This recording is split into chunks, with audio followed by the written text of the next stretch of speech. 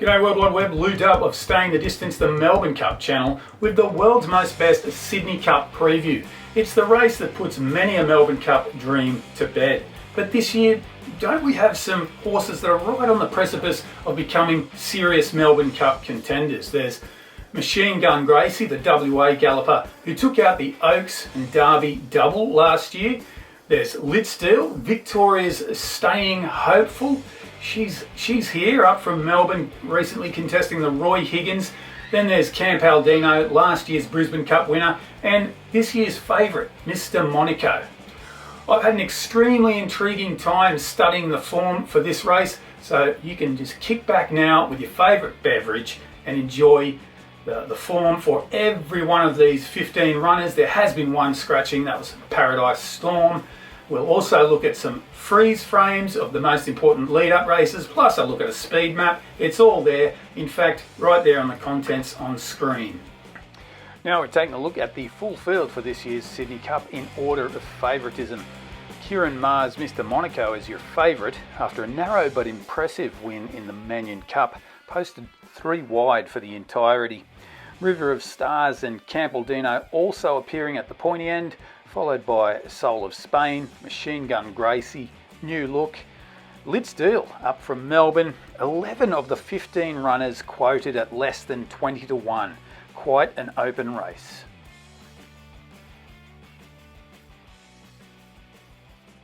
Okay, a look at the recent winners in their last race before the Sydney Cup. Of the last 12 Sydney Cups, the winner has come from the Chairman's 6 times, 3 from the Tancred, and this year our race favourite actually comes from the Manion. Only once in the last dozen runnings of the Sydney Cup has that race provided the Sydney Cup winner. That was Gallant in 2016, carrying 57 kilograms for his 3rd place finish in the Manion. And this year we've got a couple of horses coming up from Melbourne to make things interesting. Melbourne form doesn't usually equate to Sydney Cup success, but they don't often contest the race either. Now for the weather, it's dry. It's dry on race day and either side of race day. We're looking at a good 4 or possibly even a good 3 by the time Sydney Cup comes around at 3:15 p.m. on Saturday. Number 1 is River of Stars, the top weight. She has the runs on the board, all the credibility, everything except a win. She has not won since June 2024. She hasn't won in Australia. Countering that, her last start 4th in the Tancred showed that signature tenacity we've seen in last year's big staying events, the Sydney Cup, the Caulfield Cup and the Melbourne Cup. Perhaps the cutting edge comes from the jockey. This time it's J-Mac. For the first time in her racing career, J-Mac is on board. He's ridden her in a couple of trials before, but this time he's on and it's race day. Number 2, Campaldino. He's another one, a rare one with 2-mile credentials. He won last year's Brisbane Cup with 55.5 kilograms. In that race, he staved off the challenge of Etna Rosso by a length, with a further 3 lengths to 3rd placed Manzois. This autumn campaign, he has been mostly impressive, though he finished below expectation in the Manion Cup, 3.8 lengths adrift of the winner, Mr. Monaco. On that day, he carried 6 kilograms more than Mr. Monaco. In the Sydney Cup, he carries only 3.5 kilograms more. Importantly, his last start saw him compete as expected, finishing a length and a bit behind New Look. One note I have to mention is the cardiac arrhythmia report that popped up earlier this week. He was required to undergo additional testing on Thursday morning Sydney time in order to race in the Sydney Cup. And given I've seen no news on Campaldino, I'm assuming he's been cleared to run as of 1:15 p.m. on Thursday. Number 3 is Changing of the Guard. He's going to make his own luck, getting forward, possibly the leader. The 7-year-old has been racing in Australia since 2024 and he's won once. That was in the listed Tats Cup in early September last year. He went on to run 9 3/4 lengths 9th in the Melbourne Cup. And this autumn campaign, he hasn't done anything to say, look at me, I'm better, I'm improved. But if he finishes inside the top 10, he's guaranteed at least $15,000 prize money.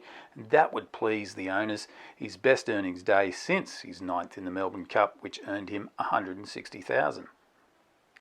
Soul of Spain, imported from Ireland, he began his Australian racing career about this time last year. He rose to lofty heights in the spring with a win in the Group 3 Newcastle Cup carrying 54 kilograms. Then he was second in the Group 1 Metropolitan. This prep he's had 4 runs. He was a solid second in the Sky High Stakes over 2,000 metres, finishing a length off Vauban. A fortnight later in the Weight for Age Tancred Stakes, he was 2.3 lengths off Vauban. That was over 2,400 and on a soft 6 track. To my eye, he was the least impressive of the 3 Sydney Cup combatants in that race, the Tancred. However, if you're a believer, you could point at the track surface. Freeze frame. The Tancred Stakes, her first shot captures River of Stars, leading her Sydney Cup rivals, and despite the strong tempo set by Dubai Honour. The finish line shot showing her still edging her Sydney Cup rivals. Piggyback finishing the last 600 fastest of the 3 by about 2 lengths over Soul of Spain and about 3 lengths faster than River of Stars. Whiskey on the Hill. He's been cruelled with the barrier draw. But this guy recently won himself a ticket into the Melbourne Cup, taking out the Roy Higgins. In that race, he knocked off the favourite, Litzdeel, an emerging stayer from the Denny O'Brien stable. What's a little concerning is the soft 7 surface he won on. Prior to the win in the Roy Higgins, he was 7 lengths 6th in the Group 2 Peter Young, well behind Birdman and Apulia. The run before that, he finished 3.5 lengths adrift of Litzdeel. And that was over 2,000 metres on a good 3 surface. This horse's other significant win, the Group 3 Queen Elizabeth in November last year, was on a heavy 8. So unfortunately, given that the track is likely to be a good 4, I don't see this being a glorious Group 1 moment for Whiskey on the Hill. But credit to trainer Glenn Thompson for having a crack after winning his Melbourne Cup golden ticket already. We've seen others that just put their horses away and no doubt regret it. Valiant King, here he is. For a moment there last year when he won the Bart Cummings, we thought he was a real horse. But he knows. He's learned that he still gets fed, even if he finishes 8th of 9, 6th of 7 or 7th of 8. The Waller team tricked him into trying with the blinkers in that Bart Cummings, but yeah, he wised up. This prep he hasn't got closer than 5.3 lengths. If you bet on him to win, you may as well bet on the Australian Labor Party putting a moratorium on immigration. Paradise Storm has been scratched. Piggyback. Nice to see an Australian bred mare. Mind you, the bloodlines don't scream 2-miler. Anyway, she has been bubbling away nicely this campaign, not doing anything wrong. Her 2025 spring was quite arduous, kicking off in mid-May at benchmark 72 level before taking out the Group 3 Colin Stephen, then finishing 8th in the Metropolitan. A total of 9 runs in that prep. And I like her most recent performance in the Tancred Stakes. She ran home much faster than her 2 Sydney Cup rivals in that race, River of Stars and Soul of Spain. She does tend to get back in the field, but from barrier 8, hopefully Zach Lloyd will be able to hold a position midfield and maybe make the faves Mr. Monaco and Campaldino race 3 and 4 wide, or force them to surge forward early, spending fuel in the process. Here we're taking a quick spin around the 2-mile course at Randwick. Note that run to the first bend is over within 20 seconds, so it's about 300 odd metres, and you need to have got your posse or you'll be covering some extra ground. Don't be shocked when you see a few start peeling out wide down the back before they get to that second last turn.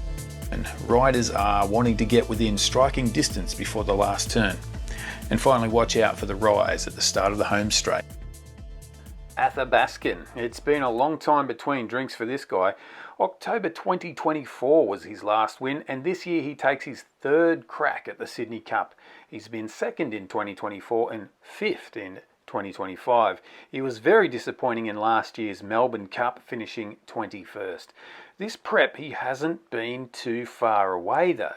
His 2nd place in the Randwick City Stakes was a really gritty run. Last start he was 5th on a soft 7 track, but only 3 lengths off the winner. To be effective, he needs to race close to the pace.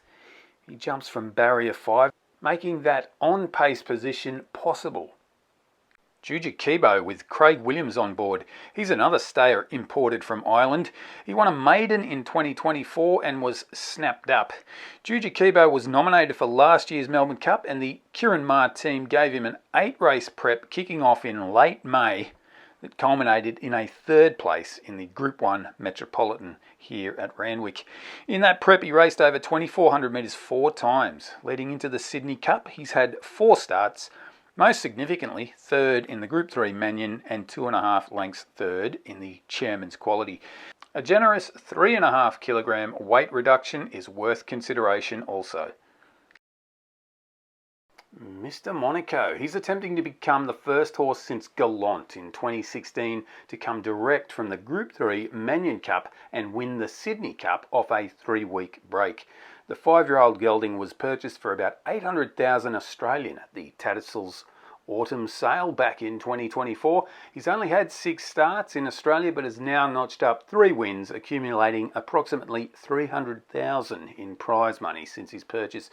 Mr. Monaco is yet to race beyond 2,400, but questioning the programming strategies of Ciaron Maher is fraught with danger. He's trained 3 Sydney Cup winners, including Circle of Fire, another Northern Hemisphere import. The difference between the two being Circle of Fire was a 4-year-old with a strong result at Group 2 level over 2,800 back in England. The actual Sydney Cup preps for Mr. Monaco and Circle of Fire are similar in their 3-race strategy. However, Circle of Fire used the Chairman's as his final lead-up. Freeze frame. A quick look at the Manion Cup still shots. We've captured them approximately 700 metres out. The eventual winner, Mr. Monaco, travelled 3 wide throughout with Zach Lloyd on board carrying 53 kilograms. Travolta is well back, and you'll see on the finish post he does a good job closing that gap. A pretty slow run race until the last 800. Mr. Monaco coming home in sub 12 for all of the last 3 splits. Number 12 is Machine Gun Gracie, the first of 2 4-year-old mares running in this Sydney Cup.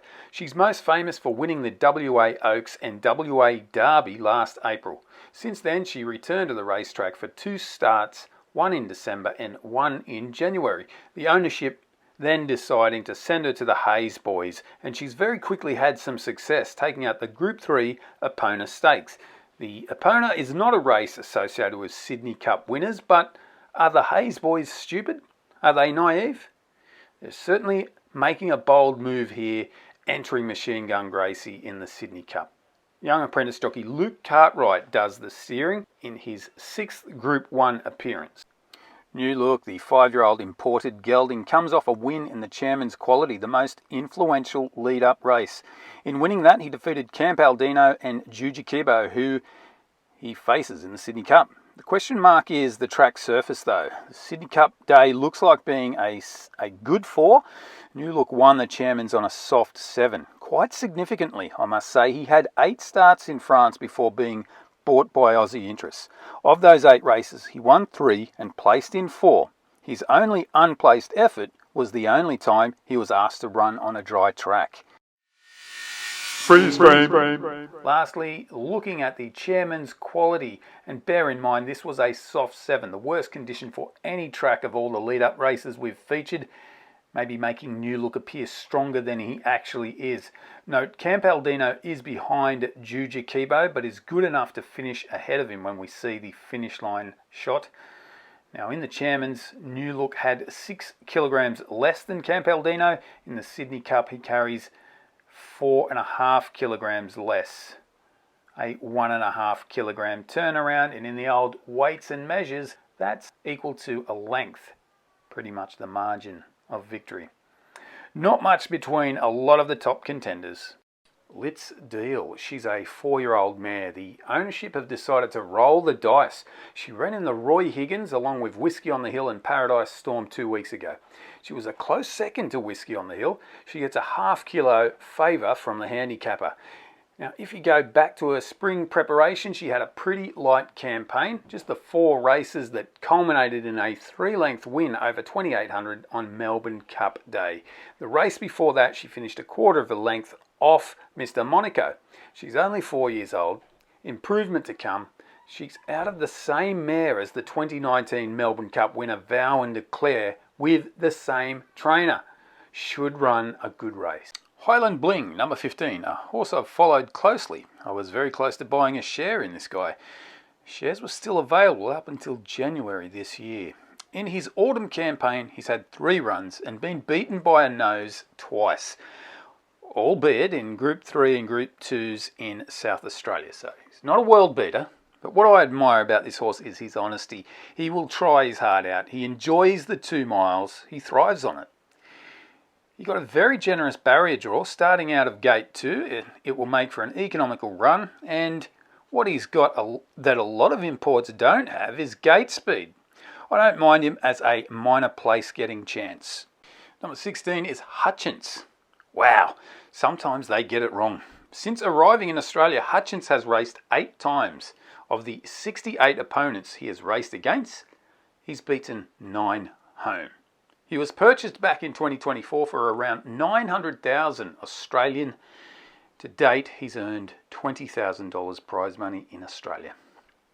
If he can snare 9th or 10th place finish, it will be his most productive day on an Australian racecourse, where he'll earn $15,000. Did I tell you guys I was thinking about turning this channel's audience into an ownership syndicate?